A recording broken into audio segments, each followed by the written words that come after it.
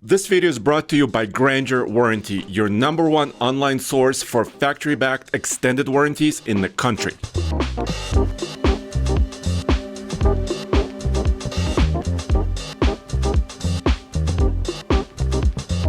Today, Jen, we're not drag racing and we're not driving big trucks over rocks. We're gonna do some real-world testing that will actually help people shopping for cars. That's true. We have two great hybrids that we're gonna be taking on our Denver 100 loop, which is a 111-mile route around the majority of Denver. Let's see which one wins. Check it out, Jen. So what are we working with here, Case? Under the hood of the Civic, this car is motivated by a 2-liter naturally aspirated 4-cylinder and a dual motor hybrid system that Honda makes. That's pretty interesting. Sometimes this engine directly drives the wheels, but a lot of the time it's just an electric motor that's actually moving the car.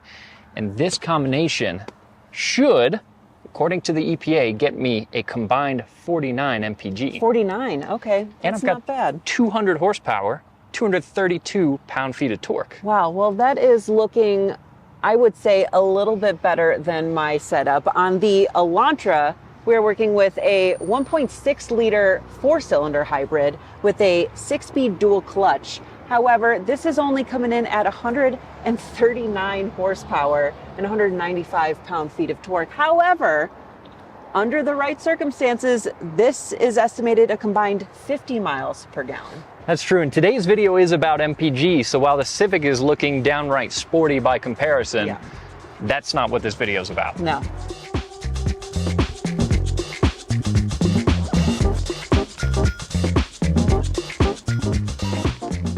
First, before we go on our MPG loop, we've got to top up both cars, and every time that we top up, we do our double-click method. We wait 30 seconds in between, and we're going to do obviously the same thing for both cars. This one was pretty near full, so now just wait 30 seconds and we'll top it off. Neither of these cars specifies any particular grade of gas on the fuel door, so we're just running mid-grade. We're up here at altitude, so our mid-grade is actually 87 instead of 89 or what you might find at lower altitudes. All right, this one was a little bit lower. This was only about a quarter tank, so we had to fill up 9.24. The trip odometer is zeroed out and we are ready to go. Start our loop. We're merging onto the highway now, and this Denver 100 that we do is pretty much all highway driving. So this is more like a real-world road trip MPG test. And Jen, how is it merging onto the highway in the Elantra? It is slow. It is not as alarmingly slow as I kind of anticipated with 139 horsepower, but it is adequate at best. And we're also here at about a mile above sea level around Denver, which granted isn't as impactful on a hybrid as it would be on just a purely combustion powered car, but it still has a bit of an impact. The Civic here, I'd say the acceleration is adequate. I don't think anyone is going to buy this car so that they can win a bunch of drag races, but it can hold its own. How are some of the features on the inside of your Elantra? Because my Civic is decently well spec'd. I got kind of a smaller center screen. I've got heated seats, but no ventilation. Don't appear to have a heated steering wheel either, but I've got the basics. Now, I'm actually fairly impressed with the interior of this Elantra. You know, it's got two 10.25-inch screens with Apple CarPlay, Android Auto. It's got lane keep assist and lane follow assist. So far, it's been very nice, and I have heated and ventilated seats. Now, both of these vehicles are economy cars, and economy cars are all about saving money. And if you want to save even more money in the long run and protect your investment, check out Granger Warranties. Granger is our #1 provider of extended factory-backed warranties. So if you ever have anything that needs repair on your vehicle, you can get it fixed by factory-trained technicians using OEM parts, and they cover everything from the powertrain to the electronics and more. So check out that link below for a Granger warranty. Now, what the Elantra might be lacking in acceleration, it definitely makes up for in some features and a really pretty nice interior. That being said, and I hate to say it, I do think that the front end of the Elantra looks a little catfish-like. it seems to be looking down at the ground. You are 1,002% correct. This, I think they designed it after a catfish because the looks are uncanny. It is not great on the exterior, but I will hand it to them. The interior is actually pretty nice. And that being said, I do like some of the body lines on the exterior of the Elantra, especially the 3 lines that go through the doors, give it kind of a distinct look. The Civic doesn't have anything styling-wise on its exterior that I think would offend anybody, and that's kind of the point. Civic is meant to be a very mass-market car, but it is a little plain from the outside. Yeah, the Elantra leaves somewhat, at least for me, a negative impression for the exterior, but the Civic just doesn't leave an impression at all. That being said, Honda does a really good job on a lot of their touch points on the interior, so I've got a lot of physical buttons for my climate controls, which I like a lot. I've got a few USB-C ports, which is great. Steering wheel feels good in hand. So this is still a very nice car to drive. Now, one difference that I noticed is you've got 18-inch wheels on your Civic, whereas I have 17-inch wheels on the Elantra. Which ones do you think are going to be a little bit better for, you know, a better MPG loop? Yeah, as much as a big 18-inch wheel looks good, the 17 should be more efficient, and it should also be a little bit more comfortable since you'll have some extra sidewall dampening some of these very bumpy, uncomfortable Colorado highways that we're driving. Could not agree more. I definitely a big fan of smaller wheels, bigger tires.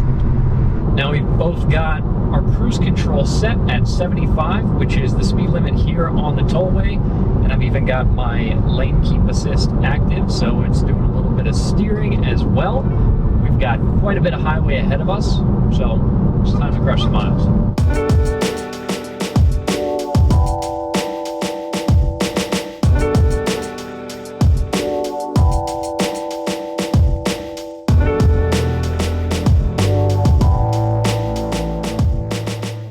We're about halfway through our miniature MPG road trip, and these are 75-mile-per-hour highways, so these are not the best conditions for getting the best possible fuel economy. We're also not hypermiling. We're driving these vehicles as people normally would on a road trip, so we're going the speed limit. We're not going way under to get crazy fuel economy. We're cruising around with the radio on. We've got our AC and our climate set to auto, so nothing insane as far as trying to get the most possible MPG, really just trying to drive these cars like a normal person would to see what you would get every day. Exactly, and I know the first half of the loop, correct me if I'm wrong, is kind of climbing, and now we should start a small descent. So MPG should rise a little bit, but what are you sitting at average right now? So what my fuel economy is showing is anywhere from right now around 44.5 to 45 MPG. Changes a little bit as we get an uphill or a downhill stretch. And like you said, yeah, we have done the majority of our uphill driving, so that number should improve. But of course, there's also a little bit of variance in what these trip computers tell you that you're getting. So everything that we get, we have to confirm at the pump. But what's the Hyundai showing you now? Well, I've seen as high as almost 52 MPG, but right now it is sitting at 47.1. So still not, you know, atrocious by any means, but I think we're going to see some improvement as we finish up this loop. And that could be interesting because on paper these cars should be pretty close in their fuel economy, but again, once we get these to the pump and we actually confirm the fuel economy numbers, then we'll really know, because sometimes these trip computers can be a little optimistic and we're not really sure exactly what fuel economy we're getting. That Honda could make good on its lack of horsepower by overcoming it with some extra fuel economy, but we'll have to see. Yeah, I'm looking forward to see what the pump is going to say. We have kind of a perfect day for testing this, though. There's pretty low winds. We're almost 70 degrees. So as far as the day is concerned, this is about as good as it gets for doing a fuel economy run. That being said, yeah, cruising some pretty high speeds, so this would be more relevant to what kind of fuel economy you would get if you're doing a road trip in one of these cars versus day-to-day commuting, especially through the city. Exactly. We get a little bit of stop and go towards the end of our loop as we enter through Golden, but for, the majority of this entire loop, it is all highway. And luckily, not a lot of people on the road today, so we're not doing a whole lot of stop and go, pretty consistent with our speeds. Should be a really good test. That's right. We've got quite a few miles left, so It's going to be exciting once we can get these to the pump and actually see what they did.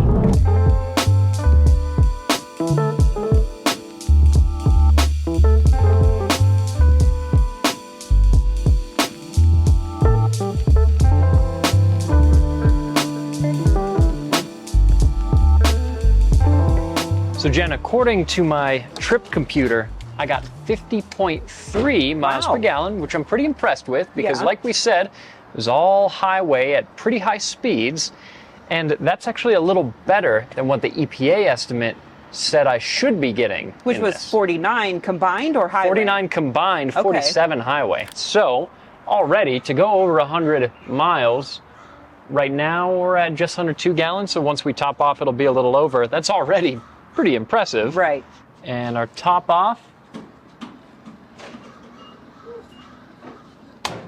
And there's our final number, 2.27. So, we do the quick calculation. So my trip computer said 109.3, we'll do it exact, divided by 2.271, 48. So not quite as good as what the trip computer was telling me, but still a really good number. Still a great number. The car was a little optimistic. Yeah, a little bit optimistic, which is not unusual at all. But the question is, will the Elantra do better? And I kind of hope it does, because you got to justify the power deficit somehow, right? Also the catfish, so. Yeah. Doing the same mid-grade, 87. Fill her up, Buttercup. Gotta say, nice thing about both of these cars is they really don't use a lot of gas. No. I mean, you used how many gallons to go 100 Just miles? over 2 gallons. That's nothing. Pretty good. Now, Jen, what did your trip computer say? 53.6 MPG, which is a lot better than what, the Monroney calls for. Yeah, and if that's true, and my Civic got about 48, then this might actually be a worthwhile sacrifice to make. Yeah, here. and we still have to talk about price if we're talking about worthwhile. All right, 30 ready? seconds. Let's do another top off. Good. So, 2.1. 2.1, okay, so it did use less. Let's get the exact number. So 109.3, the same mileage, divided by, what is it exactly? 2.06. 0.86. 0.86. Final result, 52.4. Wow! Yeah. So That's pretty big. So both computers were a little better. They're reading a little better than what is actually shown, but still pretty fantastic. Yeah. I don't know. I think this might be the winner.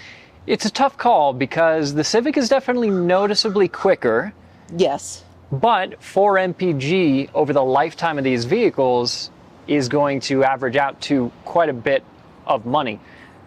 And it's worth talking about money on both of these. So that Civic starts around the mid $20,000 range, but if you want to get a hybrid, you're going to be closer to $30,000, and the one that they sent us is pretty specced out, so it's in the mid $30,000 range, which is getting up there a little bit in price. Okay, yeah. So same with the Elantra. You can get these in the 20s, but this is the limited hybrid, which is the big boy, the biggest one you can get.